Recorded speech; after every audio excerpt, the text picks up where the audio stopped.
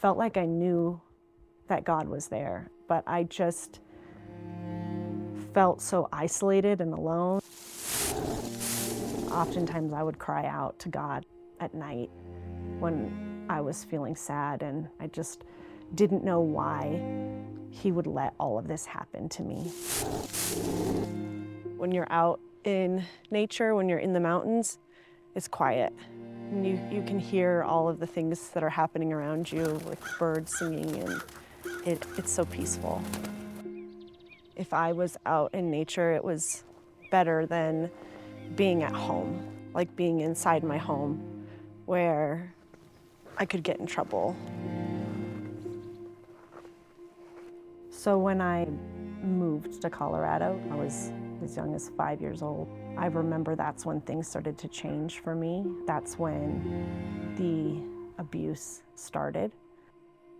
When I think back, I think about the loneliness, the isolation, the darkness, and this desire to just want to be out of it. I would often get in trouble for doing minor things that other kids my age wouldn't get in trouble for. I often felt like I couldn't tell anybody what I was going through, and felt like everything was my fault. I didn't feel like I was a good person or that I deserved love. I mean, I craved those words, but at the same time, I didn't believe that I was worthy of being cared for. My parents were taking a trip to Mexico. They were going to drive there and be gone for about a month. I lived in the middle of the mountains, and they left me with $100.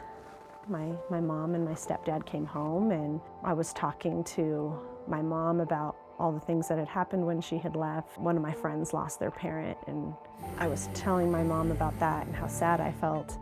And my stepdad made a harsh comment, and at that point I had just had enough. So I shot back and yelled at him, and we got into an argument, we got into a fight. I fled to my room and I called my friends and told them what had happened, and they called the police. About 30 minutes later, police were surrounding my house, and I had a knock on my door, and a sheriff had come to my room to let me out, and that's when I went into foster care.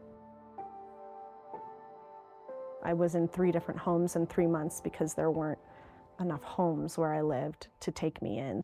It was this time where I was finally away from like all the chaos that was happening to me. All of the abuse and trauma that I had experienced before really led to me just wanting to rebel. Well, I've got no answers for heartbreaks or cancers, but a savior who suffers them with me.